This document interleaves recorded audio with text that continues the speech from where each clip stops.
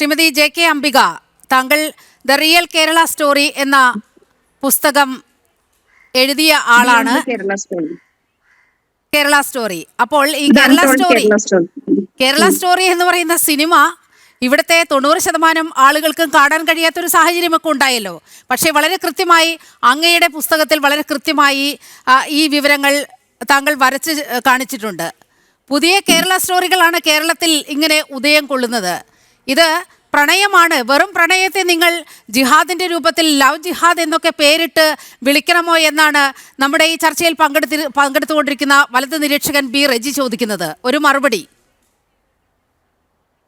ഞാൻ കേട്ടിട്ടുണ്ടായിരുന്നു ഈ പി റെജി പറഞ്ഞ കാര്യങ്ങള്. ജനം TV എന്തെങ്കിലും പറയുമ്പം അത് വർഗീയത, കേരള സ്റ്റോറിയിൽ പറയുമ്പം അത് വർഗീയത, നമ്മൾ ഹിന്ദുക്കൾ ആരെങ്കിലും നമ്മുടെ കുട്ടികളെ കൊണ്ടുപോയിട്ട് മതം മാറ്റുന്നു എന്ന് പറയുമ്പോൾ അത് വർഗീയത. പക്ഷേ ഈ ഇസ്ലാമിസ്റ്റുകള് അവര് വന്നിട്ട് നമ്മുടെ കുട്ടികളെ മതം മാറ്റുക, അല്ലെങ്കിൽ പൊട്ട് തൊടരുത്, അമ്പലത്തിൽ പോവരുത്, നീ ഇസ്ലാമിലേക്ക് വരണം എന്ന് പറയുന്നത് വർഗീയതയല്ല. കേരള സ്റ്റോറി റിയൽ വിക്ടിംസിന്റെ സ്റ്റോറീസ് അവരും അവരുടെ പാരന്റ്സും പറഞ്ഞ കാര്യങ്ങൾ നമ്മൾ പറയുമ്പോ അത് വർഗീയത. ഈ വർഗീയതയുടെ ഡെഫിനിഷനെ സത്യം പറഞ്ഞ മാറിപ്പോയി. ആരാണ് വർഗീയത? നമ്മള് ഇങ്ങനെ പ്രെഡേറ്റേഴ്സ് അല്ലെങ്കിൽ മതം മാറ്റുന്നവര്, പിന്നെ നല്ല നീതി ന്യായം പ്രവർത്തിക്കുന്നവരും നമ്മൾ വിക്ടിംസ് ആവുന്നവര് അത് പറഞ്ഞ് പുറത്ത് പറയുമ്പം അത് നമ്മള് സമൂഹത്തില് വർഗീയ ഭിന്നിപ്പ് ഉണ്ടാക്കാൻ വേണ്ടി പറയുന്നു, അല്ലെങ്കിൽ വർഗീയതപ്പെടുത്തുന്നു, ഡിവൈസീവ് പൊളിറ്റിക്സ് ആണ്, ഇതൊക്കെയാണ് പറയുന്നത്. അപ്പൊ ആരോടാണ് നമ്മളിത് പറയേണ്ടത്? എവിടുന്നാണ് നീതി കിട്ടുന്നത് മനസ്സിലാവണില്ല. ഇപ്പൊ റീസെന്റ് ആയിട്ട് ഈ കൊല്ലത്തെ ഇൻസിഡന്റ് ഒരു 3-4 days ബാക്കാണ് സർഫേസ് ചെയ്തത്. ആ സമയത്ത് എനിക്ക് പത്തനംതിട്ട ജില്ലയിൽ തന്നെ സമാനമായിട്ടുള്ള ഒരു കേസ് ഓർമ്മ വരികയാണ്. ആ കുട്ടിയായിട്ട് ഞാൻ ഇപ്പോഴും അതിനെ മതം മാറ്റി കൊണ്ടുപോയത് ഒരു 10-12 വർഷം മുൻപാണ്. അത് ഇപ്പൊ ഡിവോഴ്സ് കിട്ടിയതിന് അതായിട്ട് ഞാൻ കുറെ പ്രാവശ്യം സംസാരിച്ചിട്ടുണ്ട്. ഈ സെയിം ആയിരുന്നു. അതൊരു ടീച്ചറാണ് സ്കൂളിലെ, വെട്ടിയാർ സ്കൂളിലെ ടീച്ചറാണ്. എന്നിട്ട് അതിനെ മതം മാറ്റി കൊണ്ടുപോകുമ്പോ കുഴപ്പമില്ല, നീ മതം മാറണ്ട എന്നൊക്കെ പറഞ്ഞിട്ട് ആ കേസിൽ കൊണ്ടുപോയി കഴിഞ്ഞതിന് ശേഷം ഇതിനോട് പറയാണ് ഫുൾ സ്ലീവ്, അത് സ്കൂളിൽ പോകുമ്പോ ഫുൾ സ്ലീവ് ആയിട്ടുള്ള ബ്ലൗസ് ഇടണം, സാരിയുടെ പല്ലു തലയിൽ കൂടെ ഇടണം, നീ അമ്പലത്തിൽ പോരുത്, പൊട്ട് കുത്തരുത്. അതിനുശേഷം അവർക്കൊരു കുട്ടി ഉണ്ടായിട്ട് ഈ കുട്ടീനെ അയാൾക്ക് ബച്ചർ ഷോപ്പാണ്, അറവുശാലയാണ്. ഈ അറവുശാലയിൽ ഈ കുട്ടി 4-5 വയസ്സായ കുട്ടീനെ അറുക്കുന്നത് കാണാൻ കൊണ്ടുപോവാണ്.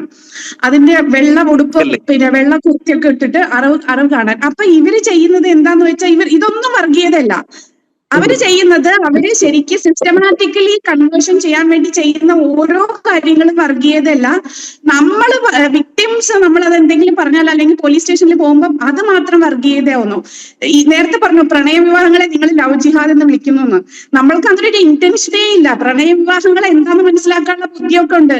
ശശികല ടീച്ചർ എപ്പോഴും പറയാറുള്ള പോലെ അരിയാഹാരം തന്നെ നമ്മളും കഴിക്കുന്നത്. സുബ്രഹ്മണ്യ സ്വാമിയുടെ മോള് അവര് പ്രണയ വിവാഹം ചെയ്തതാണ്. അവരുടെ പേര് ഇപ്പോഴും അത് തന്നെയാണ്. അവര് മതം മാറിയിട്ടില്ല. നിങ്ങൾ എന്തിനാണ് ഒരാളെ കൊണ്ടുപോയിട്ട് എനിക്ക് നിന്നോട് പ്രേമമാണെന്ന് പറയുന്നതിന് മുന്നേ തന്നെ പറയും നീ പൊട്ട് തൊടരുത്, അല്ലെങ്കിൽ തലയിൽ മുണ്ടിടണം, അല്ലെങ്കിൽ അമ്പലത്തിൽ പോകുന്നത്? അവിടെയാണ് നമുക്ക് സംശയം തുടങ്ങുന്നത്. അവിടെയാണ് ഇവിടെ ഇതിന്റെ എല്ലാ പ്രോബ്ലംസും തുടങ്ങുന്നത്. നിങ്ങൾ ആരെങ്കിലും പോയിട്ട് യഥാർത്ഥത്തിൽ നിങ്ങൾക്ക് പ്രണയം ഉണ്ടെങ്കിൽ പ്രണയം കൊണ്ടുപോയിട്ട് കല്യാണം കഴിക്കുന്നതിനോ ഒരു ജീവിതം ഉണ്ടാക്കുന്നതിനോ ഒന്നും നമ്മൾ എതിരല്ല. ആ പ്രണയം തുറന്നു പറയുന്നതിന് മുമ്പ് പറയുന്നത് ആ ചെറുക്കന്റെ പടം ഞാൻ കണ്ടു, മുട്ടയൊന്നും വിരിഞ്ഞിട്ടില്ല അവൻ, അപ്പോഴത്തേനും അവന് മതം മാറ്റണം അത്രേ. എന്നിട്ട് ഇത്ര പോകുന്ന ഈ പീക്കിരി ചെറുക്കന്റെ പുറകിൽ എത്രയോ ഇഷ്ടം പോലെ ആൾക്കാരുണ്ടാവും, നമുക്ക് കണ്ടാൽ തന്നെ അറിയാം. അല്ലാതെ അവന് മതം മാറ്റാൻ പോയിട്ട് തനിച്ച് നടന്ന് സ്കൂളിൽ പോകാനുള്ള വിദ്യാഭ്യാസം അല്ലെങ്കിൽ പക്വത വരെ ആയിട്ടില്ല, എന്നിട്ട് അവൻ മതം മാറ്റം നടക്കുന്നത്. അപ്പൊ ഇതൊക്കെ കാണുമ്പോ നിങ്ങൾ പറയുന്നത് തൊടാതെ വിഴുങ്ങണം എന്നാണോ പറയുന്നത്? ഇത് പ്രണയാണെന്നാണോ പറയുന്നത്? എന്തെങ്കിലും ഇതിനൊരു ലോജിക്ക് വേണ്ടേ പറയുന്ന സമയത്ത്?